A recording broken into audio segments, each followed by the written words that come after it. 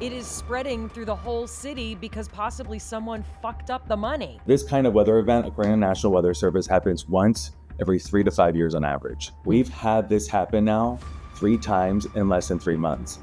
It makes us realize how fragile we really are.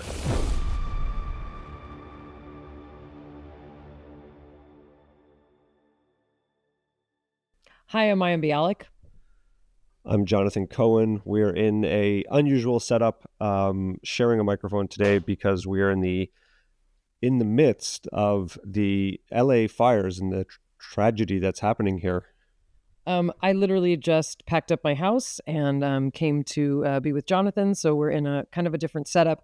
We're very excited to be joined today by someone who has literally been reporting on the fires since they began. In many cases, he was there when there were no firefighters even yet on the scene. He describes literally what it was like to be a frontline reporter. Jonathan Vigliotti is a CBS News correspondent. He's based here in Los Angeles. He's a very impressive reporter. He's won Emmys. He was actually the first national correspondent to report from the scene of the helicopter crash that killed Kobe Bryant. Extensive coverage of the COVID outbreak, the Boston bombing, Hurricane Sandy, among many others. But he also specializes in stories across this country and across the world relating to the environment.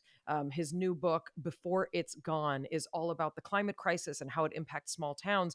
But he is going to come and talk to us about how he has seen the impacts, not just of climate change, but the impacts in a shift in accountability, infrastructure, water supply, and the ability of a city to manage the fires that we are literally in the middle of experiencing. By the time you see this episode or listen to this episode, the fires will be in a totally different place. And we hope that by then, by the time this airs, things will have calmed down. But we are still in the middle of a new warning of intense winds. So we get to speak to Jonathan right in the middle of, he literally is reporting day to day.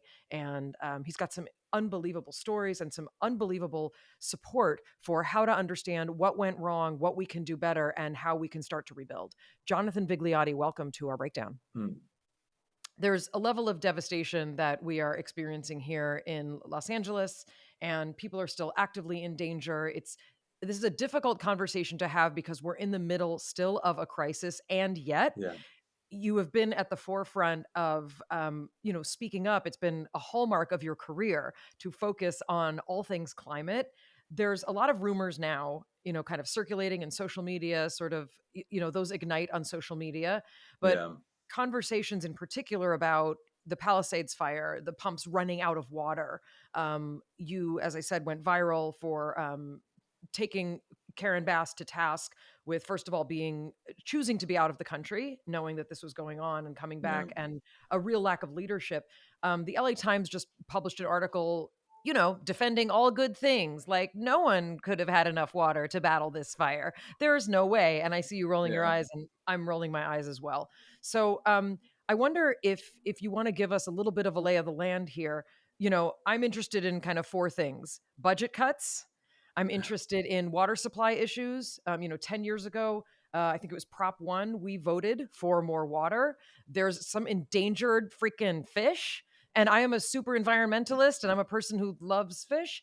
There's a fish that seems to have been in the way of water supply, lack of controlled burns, and a general lack of leadership. So I wonder if you can sort of give us a little bit of a lay of the land. You've obviously been out there on the front lines, both politically and also practically. So tell us a little bit about what's going on. Yeah. Where to begin? Well, when you first reached out, I said yes because I thought it would be healthy to unload a little bit. It's been a lot to process, I know, for you and for everybody that lives here in LA. To give you a lay of the land, I think what's happened here in this case is a lack of imagination. To imagine the worst case scenario. And I don't say that to be critical. I understand it. I wrote a book about this, as you mentioned. The title is literally Before It's Gone. It focuses primarily on small town America because I always thought, based on all of the reporting that I've done, the wildfires and other disasters I've been to, primarily you have these small towns that are being out offline because you don't have the infrastructure, the engineering, the budgets to support this kind of response. And so those small towns really get hard hit. And in my sense here, as I'm trying to process everything, I guess I always thought Los Angeles was immune, immortal, would never fall victim to something like this. I mean, we are in the capital of wildfire country. I mean, I can't think of a better place to be well prepared for wildfire weather. And yet, when the alerts first came down, the warnings from the National Weather Service, I think it was back on Friday, I didn't get a clear sense of just how dangerous the conditions would be. Part of that was me a little bit asleep at the wheel, exhausted from covering a number of wildfires over the past few months. But that also was a result of not really getting the message loud and clear from the city, from the mayor. There were no press conferences, nobody really sounding the alarm in just how critical this warning was. We're talking about, if we were to think of this like a hurricane, this was the equivalent of a Category 4 hurricane barreling down in Los Angeles. Now, if a Category 4 hurricane was barreling down, and I know this from experience, you would expect the governor, the mayor, wherever this Category 4 hurricane would be impacting to go on the air a day in and day out leading up to the impact of this storm, warning people to take measures to be safe. At no point did any public official have a press conference No, saying such things. So we get warnings for Santa Anas all the time. I was Yeah, born in San Diego, raised in Los Angeles, and Santa Ana winds would be like, oh, everybody's allergies and things like that. So we've heard warnings like the Santa Ana winds are coming. But I have to say, as a citizen, this warning had such incredibly harsh, severe language. It came life out threatening. life threatening. And we kind of, I'm going to be honest, we laughed it off. We were like, Uh, what is this life threatening Santa Ana wind? What? Like, we laughed it off. And yeah. I feel horrible. Like, am I just living in La La Land? And that's what people think of us, is we don't take things seriously. I didn't get it. Me neither. And I feel terrible to say that, given my background, and I should be able to recognize this, right? I mean, truth be told, I was supposed to be in Hawaii this week covering a different story that my producer and I, the same producer I worked covering this story, had focused the past 6 months setting up. And when the warnings came down, I was told to be on standby. This is back on Friday. And I went to my bureau chief and said, can't somebody else sit and watch and see if anything happens? Why am I going to sit around for a just in case? And she said, no, you really want to be here. This is severe. This is life threatening. I'll give you perspective. So this kind of weather event, according to the National Weather Service, happens once every 3 to 5 years on average. We've had this happen now 3 times in less than 3 months. Camarillo in Ventura County, where I was there, hundreds of homes destroyed. Malibu just last month, same exact thing happened. And then, of course, this month. And I kind of blew off those life-threatening alerts because I didn't see the city sounding the alarm. And so I sat back, and I should be more alert to these things, right? Like, I should be very sensitive to this stuff. If I'm not picking up on it, are other people here in LA picking up on it? The millions of other people? Nobody that I talked to was afraid of it. I think we all had confidence that the city had preparations in place, knew what they were doing. We have incredible infrastructure. We have an incredible police force, firefighting force. And yet, at the end of the day, they were all overpowered by Mother Nature. And I got a call from my bureau chief, the one that told me to be on standby, saying, you have to come in. It's looking bad. And so I went into the bureau, Studio City, and sure enough, 10:30, Watch Duty, that amazing app. I can't talk about it enough. I've been talking about it on social media throughout this crisis. The first alert went out on that app, and we were launched to the Pacific Palisades. And so we drove there. We got there at it. So the alert came out at 10:30. That's when the first smoke was seen. We got there around 11:15. And as we were entering town, there was this gridlock. We all are familiar with the images now. People were panicked in that gridlock. This was before the flames really even started to emerge in downtown. But because of that panic, people got out of their cars and started to flee. We were about, I would say, a quarter mile away from that location where those cars were abandoned. And I could see the panic in people's faces.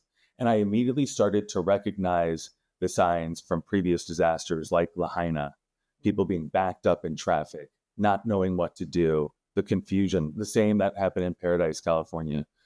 And what I also noticed was no police officers, nobody in the streets, nobody guiding traffic. I didn't see a single firefighter. And we made our way up to one of the windy roads where everybody was trying to evacuate out. So we were able to gain access eventually as Good Samaritans were getting out of their cars to guide traffic. And sure enough, we were on El Medio Drive. I believe that's the name. We made our way up, and in short order, we saw the flames. They were on the crest of the mountains there. My Bialik's Breakdown is supported by BetterHelp. I want 2025 to be filled with growth in every area of my life, podcast-wise, relationship-wise, and of course, personal growth would be nice. Every January brings you 365 blank pages just waiting to be filled. In 2025, maybe you're ready for a plot twist. Maybe there's part of your story you've been wanting to revise. Life isn't about resolutions that fade by February. It's about picking up the pen and becoming the author of your own life.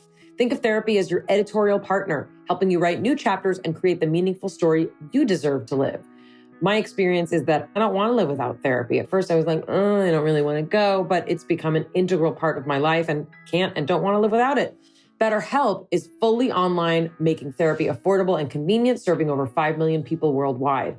Access a diverse network of more than 30,000 credentialed therapists with a wide range of specialties. Easily switch therapists anytime at no additional cost. Write your story with BetterHelp. Visit BetterHelp.com/break to get 10% off your first month. That's BetterHelp, HELP.com/break. Before you get into a little bit more of the details of what you saw, now, to me, like I've seen a lot of movies where bad shit happens. You're describing to me what I kind of expect in the movie version of this, which is just like chaos, like nobody knows what to do and there's no grown-ups around, right? But from your knowledge and your living so many of these scenarios, what should we have seen at this time with the progress of this fire based on the warning and the progression of the flames and smoke? What should we have seen? We should have seen fire crews pre-positioned. Wow. We should have seen police officers pre-positioned. We should have seen those incredible forces who are incredible at identifying locations that are ground zero for these kinds of fires in place. I mean, we all know the locations around Los Angeles County that are vulnerable. The Palisades, one of them. A lot of the dry brush up there on the mountainsides hasn't burned in years.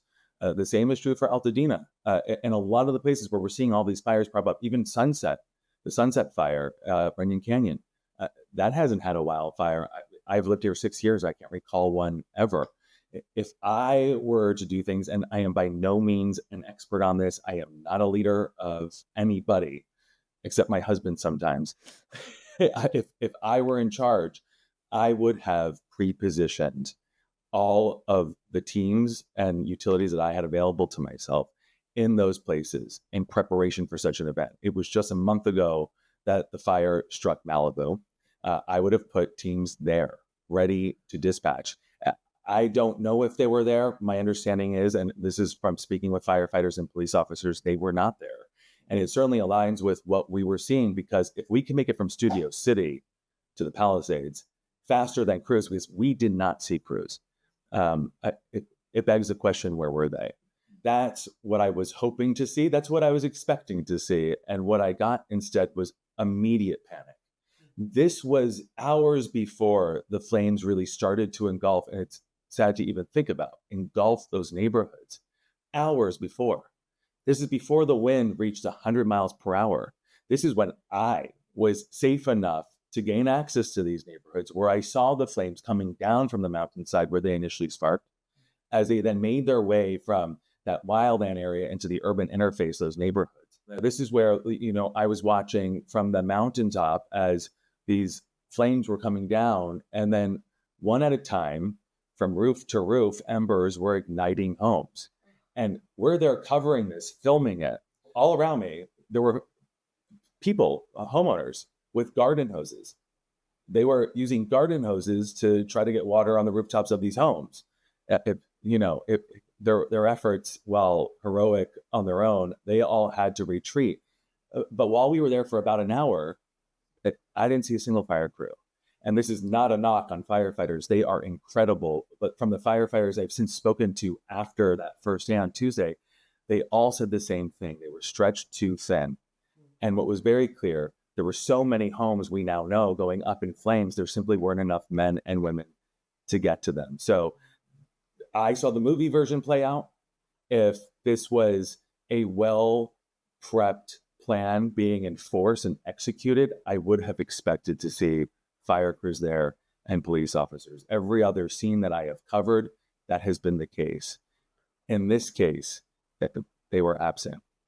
This leads us to infrastructure. Now, the devil's advocates may say there's no way to possibly know all the different locations. You know, you stated, well, we could have known these are some places that haven't gone up in a while, but if we just take the devil's advocate, they may say there's just too many locations in Los Angeles. It's too hard to preempt. But let's talk about the infrastructure, because the two main questions are budget cuts. Now the $17 million that was cut from the Los Angeles Fire Department budget, maybe that's a drop in the bucket and wouldn't have provided the person power required to have enough resources to address all of these. So let's try and start to cut through some of the noise. There's the person power, and then there's the water itself. Can you talk about some of the changes that have led up to us being really understaffed and underpowered when looking at to fight some of these fires? Well, I will speak to you through the words of the fire chief, Crowley, who has been, as you know, very outspoken in the past few days. And I've watched in those press conferences, and the very early on press conferences where I was questioning the mayor, I could see her in the background. She wasn't on board. The mayor saying, we come together as one voice, but I could tell that there was dissent. And eventually, when I later spoke to her off camera, she acknowledged that cut of $17.5 million, something that she wrote a letter about specifically addressing. She said that would impact preparations for fires. Preparations include, I see your face, and I mean, people are dying, people are losing everything. Like it is spreading through the whole city because possibly someone fucked up the money. Like I can't even. I know, and you know, that money is important. It's used for a number of different things, staffing certainly, but also fuel reduction. Fuel reduction meaning getting rid of all of that dry vegetation. And that is something that we need to be focusing more on, investing more of our taxpayer dollars on, going into these areas where you have dry brush growing and yellowing in the drought. Like tinder just waiting to catch. That's where that money really takes a hard hit in terms of preparing for something like this. Staffing, of course, the same. And we talk about logistics, right? And John, you bring up a good point. If we're going to play devil's advocate, how can you be in every place all at once? You can't. But again, I bring up this point that I was in Studio City. For those that don't understand the logistics, it's typically a 45 minute drive. I was able to get there as somebody that was not monitoring radio traffic. I was able to get there in 45 minutes, and yet there weren't crews. So even if those crews were stationed elsewhere, the question still remains, how could a news crew without access to water and a fire hose get there before they did? And while we were driving there, and this is the other thing that also was mind-boggling, I called my bureau chief and I said, can you please have our photographer as he's making his way over? Because at the time I had urgency, but I was just like, who knows how big this thing is going to grow? It was 10 acres when I was deployed. In 20 minutes, it grew to 200 acres. And we didn't even have a full sense of that when we were driving. And part of it was because as I was looking off on the side of the street, I think it was the 405, I saw road crews with chainsaws cutting down tree limbs that were very close to power lines. Obviously, their concern was the wind breaking those tree limbs, the power lines coming down, sparking new fires. Why was that happening on the day of this projected 100-mile-per-hour winds? Why were crews putting their lives in harm's way in hurricane force winds, Category 2 hurricane force winds, with chainsaws and tree limbs over power lines? That's something that should have happened last week when the National Weather Service first came out with these alerts. So there's the devil advocate side, but there's also the common sense side. And a lot of the things I saw did not add up and speak to a city that should have been better prepared.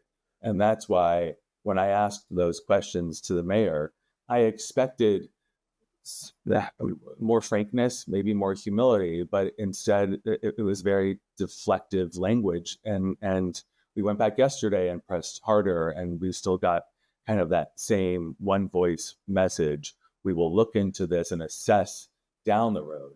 But unfortunately, that still lacks sight and lacks imagination, especially as we are still in the middle of this disaster. The wind has come down today as we're talking on Saturday. It picks up again tomorrow. Like, we don't have time, I think, to assess, investigate the response. That could take months. In my experience, it takes months. It comes out, when nobody is even thinking about this thing. Meanwhile, we have alarms going off nonstop, evacuation warnings like what you're experiencing, evacuation orders, and now false alarms that have been going off.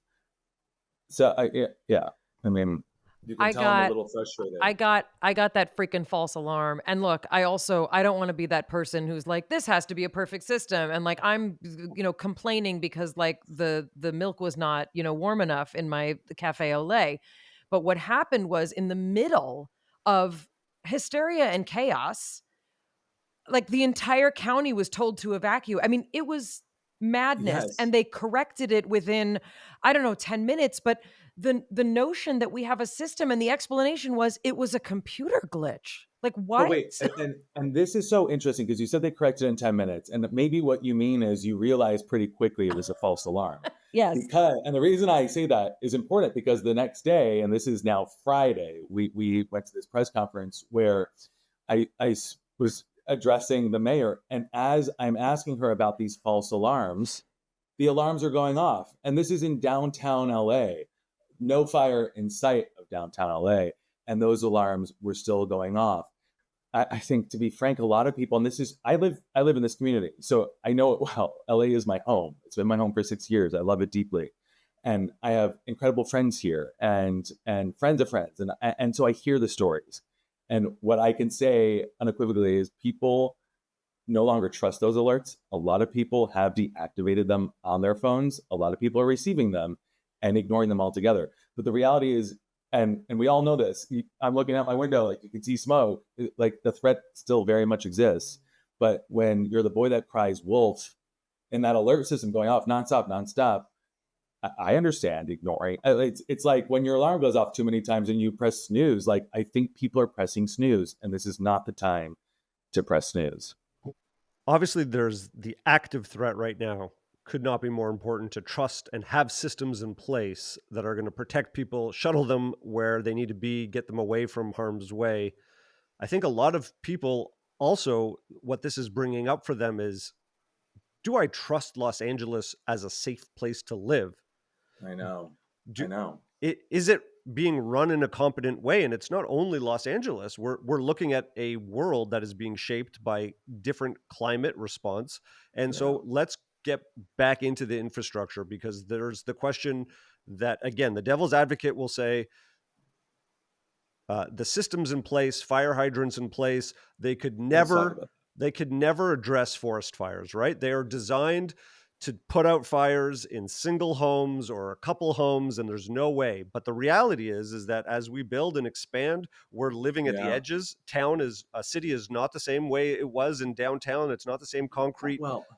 And so how do we reconcile the fact that there should be systems in place to keep people safe in a city that you're paying an enormous amount of tax in?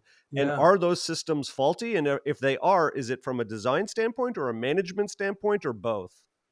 I think both. And let's talk about the fire hydrants. And there's still a lot of uncertainty about what exactly unfolded. We have pressed on those questions, and I think that is something that is going to take some time.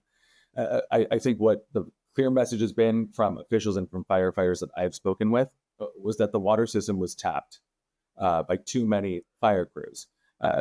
Okay, you know what? Hold on. Too many people. I need you to explain this a little bit to me, because I'm just a layperson. I don't think about this stuff a lot. So when you tell me that there's like a fire department and then the truck comes, like I've taken tours with my kids. There's like an amount of water that they have and they hook it up to the hydrant. I don't freaking know where that hydrant is connected. And I'm literally like, pull it from the ocean. Like, I don't know. So what are we talking about when we talk about like that they run out of water? Where's it supposed to come? Is it a lake? Like what? Where's the water? It's a reservoir system. It is then piped into our homes. It's piped into those fire hydrants. And a lot of it is based and works on water pressure Okay. and having water available. In this case, I think what we're hearing from officials is that it was a water pressure issue. So when a fire truck pulls up to a scene, those fire hydrants that you get tickets and towed away Yeah. from if you're parked in front, they then plug into those Yeah. fire hydrants, and that is their water source, and they can work off of it for as long as they need to. What we have been told as the official guidance on what went wrong was too many fire engines across the town of Pacific Palisades were plugging in, and the water pressure as a result was so low that they couldn't get enough water. It's like a dripping garden hose that just No, won't I get pour out it. enough water.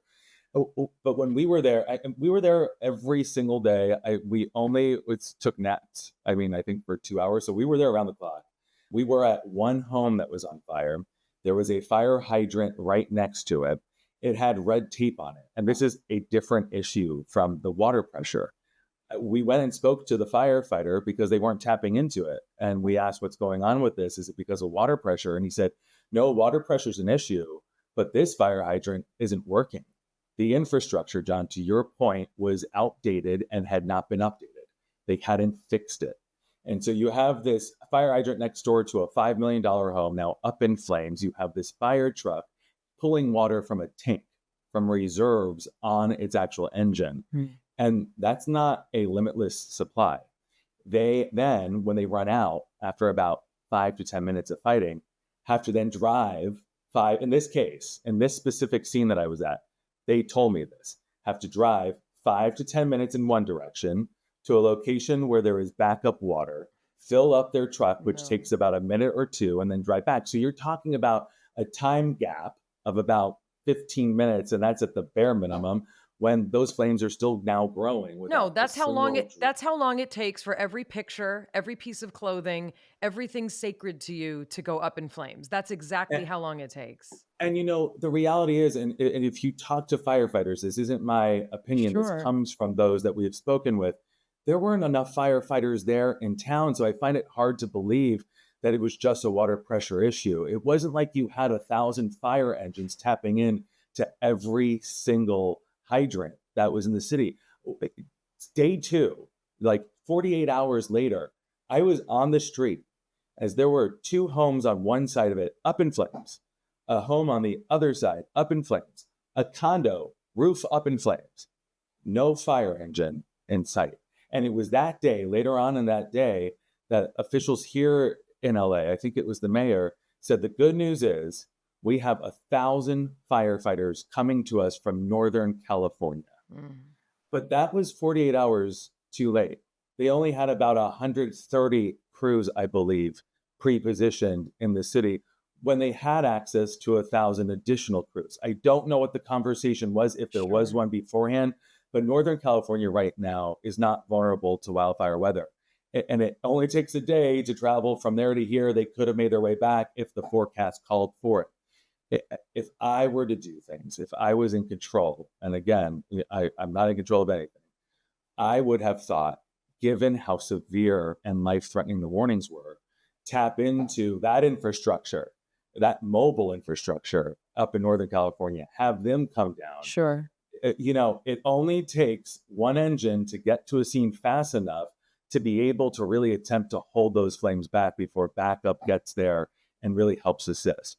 But you had a fire that sparked an incredibly dry fuel, bone dry, that hadn't burned in many years, and it just went up.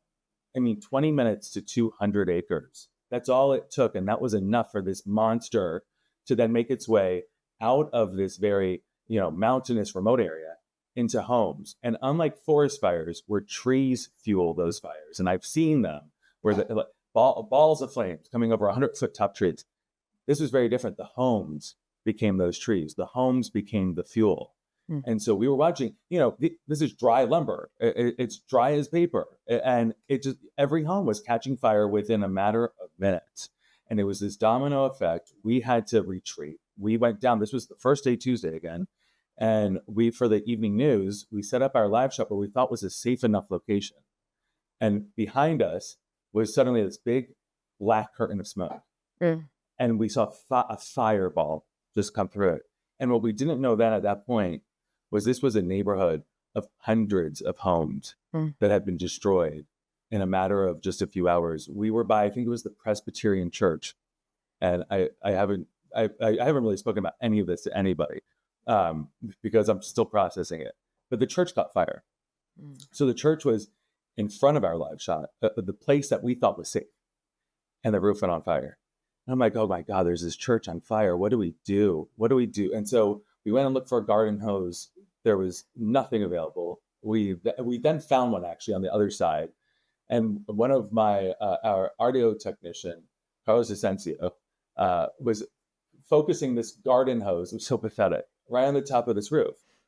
And there was nothing we could do. And so I went and I took a rock and forgive me, God, and I broke the window so that we could pull the fire alarm.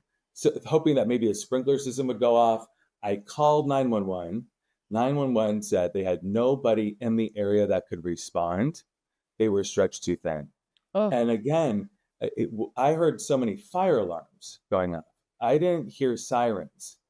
So that was downtown Pacific Palisades. We were just a few blocks away from the mall, from the main shopping district. And when you go and look around, as we have been doing now for several days, it's like, where were people? Where were fire crews? Because absolutely nothing survived. So nothing. This is all speaking to, a lack of leadership, lack of infrastructure. The issue with water supply, that's helpful to have sort of a framework. I wonder if you can talk, though, about, for a decade, like the voters of California have been waiting for a release of more water, is the way that, again, my layperson's understanding is. What is this fish? Everybody's talking about this fish. President-elect Trump is talking about the fish, that there's a conservation issue with a fish that prevented. Is this a thing? This fish is getting a bad rap. And if I'm being honest with you, I don't know enough about this fish, but I know a lot about other fish and water preservation efforts. In Northern California, there is a big effort to conserve water for salmon. Listen, one living thing helps every other living thing. So I am all for fish and saving them. But what is happening, that fish is symbolic of a greater issue. And we talk about climate change, gas and emissions, CO2, warming our planet. We all know what we need to do. We need to cut back CO2 emissions immediately. But even if we do, it takes the entire world to do so. And just like a headache, reducing our planet's fever, that's going to take decades, not 30 minutes when you pop an Advil. Habitat change builds resiliency much faster. We can reverse the impacts. That fish represents, just like the drought that we have here, the lack of water, habitat change. And I support the efforts to protect the fish, because in protecting the fish, we are protecting our habitats, we're restoring our wetlands, we are building up water supply. There is a measure, it's called, I believe, Measure C, and I think I should be right on this. I wrote about it in my book. And Measure C, we pay a lot of money every year. I think it's $500 million a year, and it's supposed to set aside land. So to take back these concrete jungles so that we have permeable soil. So when it rains a lot, like it should be raining right now, this is the wet season. This is not typical wildfire season. So when it rains a lot, like the atmospheric river that we got last year, which dumped trillions of gallons of water, most of it went down the slide of concrete streets out into the Pacific Ocean. The LA Times did an investigation where they found in the first 2 or 3 years of this measure, where, if I'm doing the numbers right here, I think it's like $1.5 billion was like in the bank to be used, and that's taxpayer dollars. So looking at that math, you would think there'd be a lot of land that would have been bought by Measure C and restored back to a more natural, permeable, almost like sponge-like atmosphere, so that when it rains, it holds. Only 30 acres had been bought back. And so 30 acres, and we're talking about a fire that so far, as we're talking right now, more than 20,000 acres have been destroyed. 30 acres had been restored to the kind of land that can retain water. How does that happen? How does that failure occur? Bureaucratic red tape,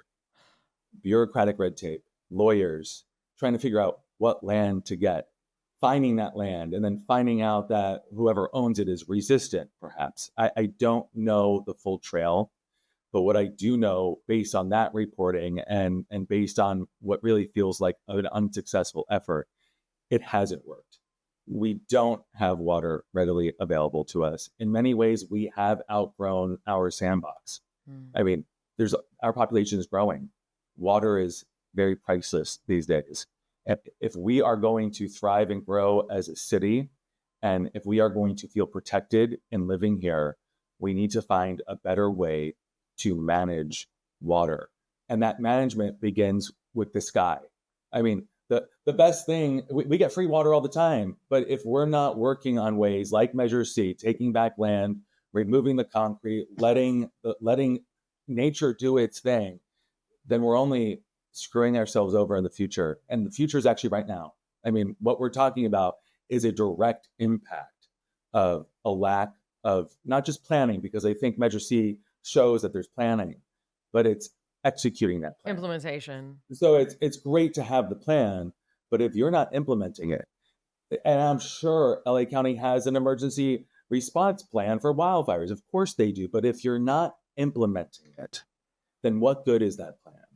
So I saw the New York Times had an article about, are we losing our power and our ability to like hold back fire? I think, yes, we are. But I also think we're falling asleep at the wheel. I think if we took more action, if we listened to the science, and our leaders listen to the science, I'm not saying that they don't, but if we actually listen to it, believe it, and really take it in, and imagine the worst case scenario, we have the opportunity with the tools that we have to protect and save lives. And instead, we're sitting here right now. You've got this unique disaster unfolding, the worst in LA County history. I'm sure it's going to grow to the worst in state history, not the deadliest. I hope the death toll does not rise, but certainly just in terms of the economic toll here, what is it, $150 billion? I think I saw it so far. And what makes this so unique, though, this isn't just, Paradise, and, Paradise is so tragic. You had this fast moving storm. It came through, it left, and then there was what was left in a matter of a day or two. The same with Lahaina, came through, left in the matter of a day or two. We're on day 5 or 6. So speaking from the perspective of a television journalist, we wake up in the morning to go and find a live shot to really hit home to viewers what's going on. And so you want flames behind you. And it's not to be showy, at least I'm truly not trying to be showy, but I know it attracts eyes because I know what attracts my eyes as a viewer. So you really want to hit this home. It's really hard to find flames in normal wildfires. Every single time we went to search for a wildfire, it was like right in our backyard. There was every house was on fire. Every single house. I've never seen anything like it. And I hope I never see anything like it again. And unfortunately, I say that knowing that tomorrow brings more wind and these fires are far from over. I don't even know what the latest containment numbers are, but those containment percentages don't always matter, especially with something like the Palisades fire, which is growing. It's right now, I think UCLA is on guard to evacuate. You had that warning. Brentwood is threatened.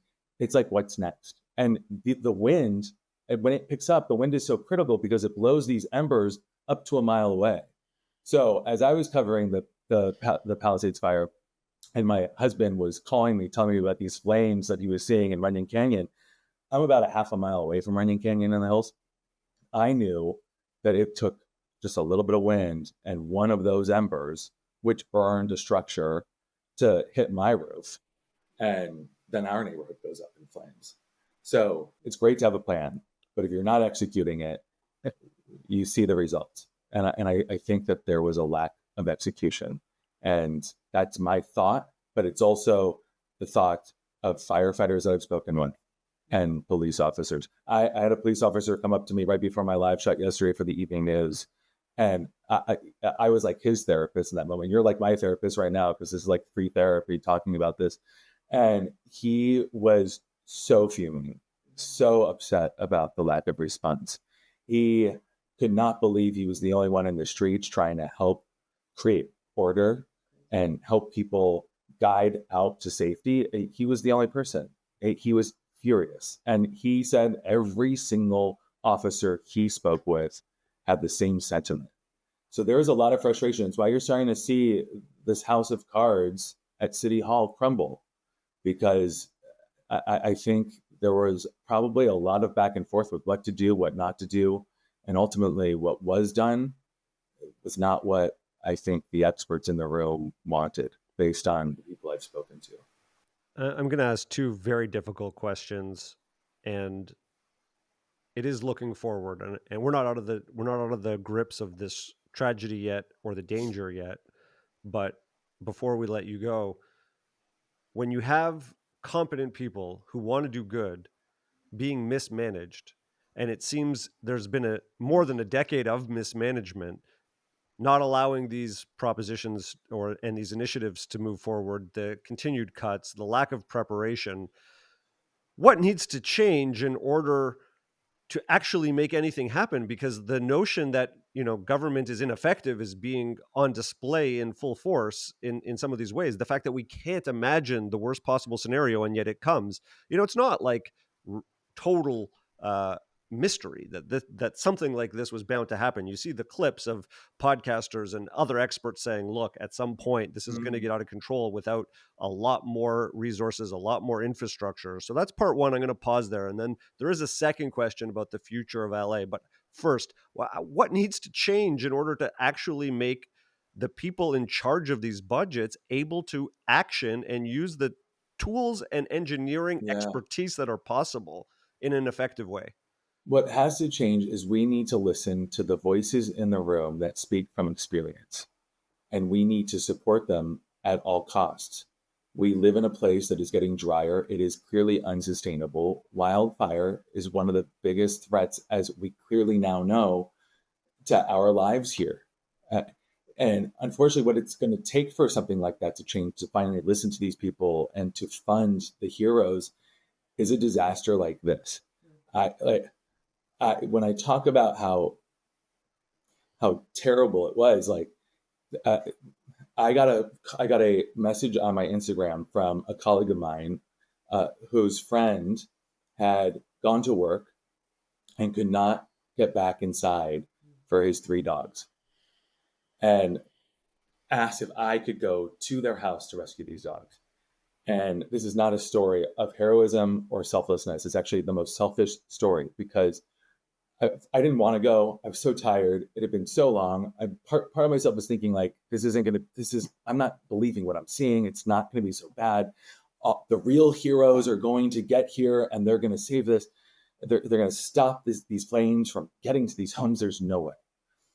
And then I was like, we got to go back. Like, I can't like live knowing that we didn't try. I can't do that thing where I tell somebody, like, oh, we tried, but there was like roadblocks, like, we can't.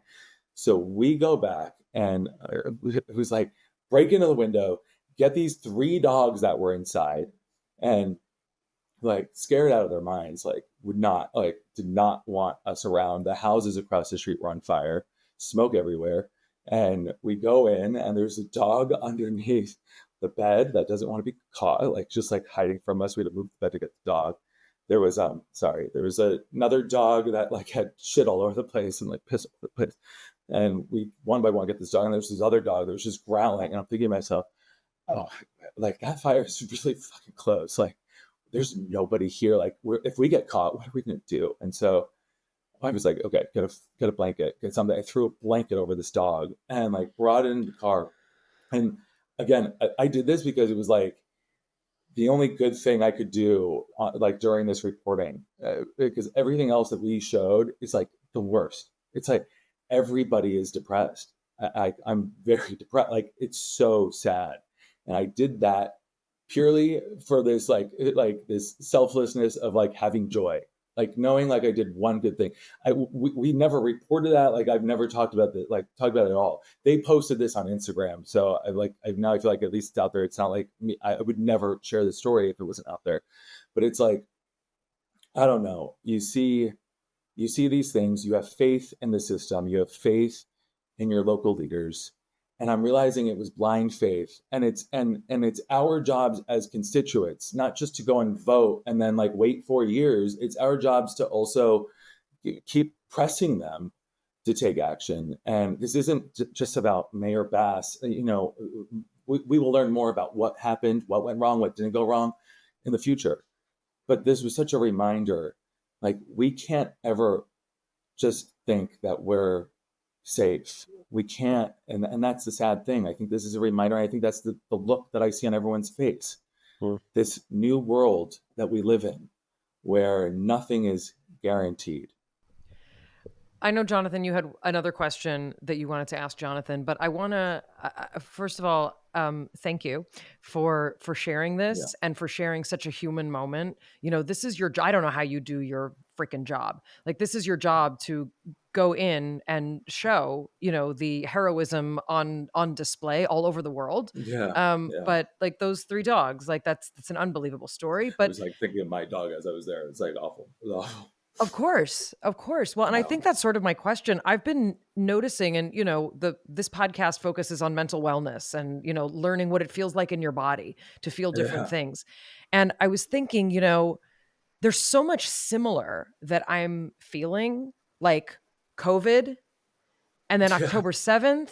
And then this. And it's like, I was talking with my 16-year-old, and he's like, it's not the same. And it's not. And I said, no, it's not the same. Like, the fierceness of Mother Nature is unlike terrorism. However, our human experience of grief, of loss, of a sense of powerlessness and helplessness, like, those are these overarching emotions that we have to like, it's kind of like you're being given the opportunity to deal with them in every possible situation. What if people fly planes into buildings, right? What if Mother Nature does this? What if the infrastructure of a city freaking falls asleep at the wheel because they're so excited about, I don't know, the Oscars, that they forget to burn acres and acres? Like, whatever it is, we are left with this human experience of like, how do I metabolize this? And I'm curious for you as a reporter, how do you metabolize that? Well, I think, first, all of those tragedies that you bring up, they all share, I think, a common theme, which is it wakes us up to the world we've taken for granted. It makes us realize how fragile we really are, how sometimes in autopilot we can be. I will never take for granted again, especially having lived through the things that I've seen. And I am lucky. I have a home to come home to. I have my loved ones that are okay. There are so many people that are really, I feel for them. They have nothing to go home to. We say it's just stuff, but that stuff defines us. They are landmarks of our lives. That's why when we see the photos of police officers and firefighters going in and recovering photo albums, that's not stupid stuff. They're recovering that because that defines who we are. In terms of expressing emotion and being healthy and mentally healthy while doing this, I think talking it out. I knew this was going to be a little messy. I knew I wasn't going to, I have not, and sorry, no offense, I have not thought about any of this. And I am using you. I'm totally exploiting you. This is just for my own benefit, for free therapy. I should probably get a nice therapist that doesn't charge too much. I think talking this stuff through is incredibly helpful. I hate going up to people, victims of anything, and asking them to talk to me. What we call in the news world an MOS. Go get an MOS. I hate doing that. But I have learned to embrace it as long as it's done with respect, because it helps me. I'm talking through this stuff that I'm trying to process. But more importantly, and those that I speak with, it helps them more. These people who are experiencing the worst moments of their lives, people that are emerging from the ashes of these fires, and the memories they're never going to forget, it helps them not to hold on to it, but to let it go. And so I think for me, I'm learning that too. I'm learning that letting it go, talking it through, remembering it, not trying to forget it, not trying to bury it, not going back into autopilot mode, not taking for granted the dinner I finally had last night with my husband, just sitting next to him, like trying not to look at my phone. Like, those are the ways forward. So for people who have lost everything, I think it's about reconnecting with your community, not the physical aspect of it, because that does not exist, sadly, but existing with your neighbors. One of my, I won't share too much of a story, but one of my colleagues is one of four families, 4 homes that survived. on his street. 90% of the neighborhood gone. And I am no therapist. Don't take what I say as anything to do. But I said to him, you need to do something to rebuild that community. Obviously, rebuild physically, but before that happens, it's going to take years. It's going to take years. You got to remove everything first, and you got to go through the whole permit process. It's years. And if Paradise is any indication, it's going to take around 10 years. You need to, in the meantime, pull the loved ones that you have, your friends, your family, everyone, strangers that now you share this common connection with. And you need to gather and you need to start creating new memories for those that still have homes, who we call the lucky ones, but they're not lucky either. Start rebuilding and start reconnecting in a new shared experience. I think that's certainly what I'm trying to do. And for anybody that's been impacted, whatever feels right for you, I would try to do that. Jonathan, we really appreciate you talking to us, and there's still a long way to go. So thank you for really in the middle. Like, I literally just went room to room in my house and had those moments with my home. So like, we're also in the middle of everything, but we really appreciate you taking this time. And, thank you for how vocal you've been about climate change, about all of the things that are impacting not just this country, but our world. And I'm very, we're so grateful that you were able to share this time with us. So thank you. No, and thank you for your interest in climate change and telling this story. I appreciate it, really. My question is really about like the future. My son said to me, my 16-year-old said, where do all the people who have been evacuated and displaced go? There isn't enough housing for people in LA without the fires. Now you remove all of these houses. Like, what happens? Where do people go to school? Do they have their jobs? What happens in the interim? Rebuilding is a very, very long process. I think one of the things that people have been talking about, and you do see this kind of discussion, we saw it after 9/11. We saw it during COVID. We saw it after October 7th. Like, we're seeing it now. These conversations about, you're finding out what really matters. What do you do when there is this kind of crisis? And for example, my friend whose house burned to the ground, he and his 3 kids and his husband are staying with friends, an hour away in our part of the city and in the valley, including their pets. He sent me a picture of his dog and his cat in someone's bathroom. They rescued 4 tortoises of theirs. Like, just people are doing whatever they can. And what does it look like if instead of your 2,400 square foot house, you're living in someone's bedroom? And I have friends who are cooking meals that they are distributing to people who are evacuated, like, all hands on deck. People are collecting clothing. Like, this is what it looks like for our humanity to be leveled, right? And it's so interesting because a lot of these homes in the Palisades are multi-million dollar homes, and like homes that many of us can't even imagine living in, with pools and jacuzzis, and they're mansions. They're mansions on the ocean. But when it comes down to it, we are all humans. We are all humans who need a place to sleep. We need food to eat.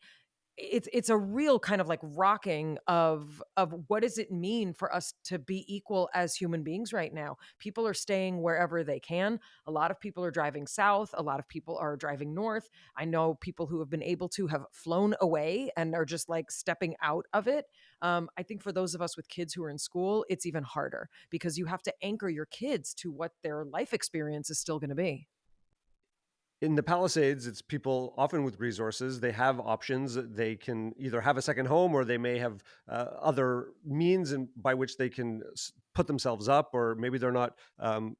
They don't need to go to a 9-to-5 job necessarily. They may be able to work remotely or have other opportunity. But there are many other communities in Los Angeles who have been affected. Altadena is often people who maybe moved out there. I mean, I had a lot of friends who went to Altadena and left Eagle Rock when Eagle Rock got too expensive or Pasadena got too expensive.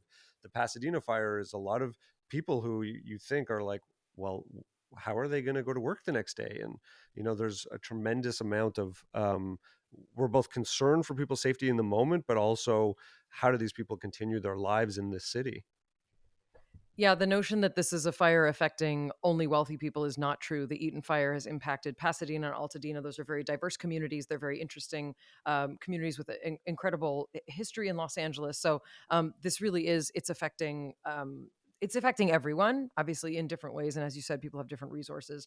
But I think this is, as Jonathan indicated, this is one of those moments where, like, what does a community look like? What does it mean to cook for each other? What does it mean that you don't have clothes anymore? Let me help you with some clothes. Just as a little interesting personal note, I had the time to be able to say, what do I take? For many people, they had to leave in an emergency panicked situation. It is, I mean, heartbreaking is not even, I can't even describe the context that we now have for what has happened here. That while our firefighters are doing their best and they are the bravest to run towards a fire to defend people that you do not know, it is the bravest. However, if they do not have the support, if they do not have the infrastructure in order to get them where they need to go with the supplies that they need, they're doing the job with one hand tied behind their back, and hundreds of thousands of people are affected. It's a devastating moment for the bureaucracy of this state. And our hope is that we will see a lessening of the winds and an ability for us to start rebuilding this city and building what we can with what is left over. So thank you so much. And Jonathan, thank you for talking about this and for encouraging us to get Jonathan Bigliotti to come and speak with us. We will list some resources below if you need to know, if you'd like to know where you can donate. If you live somewhere and you are impacted because you've heard about what's going on, there are ways that you can help, and we do need your help, and our firefighters need your help. So thank you. And from our breakdown to the one we hope you never have, we'll see you next time.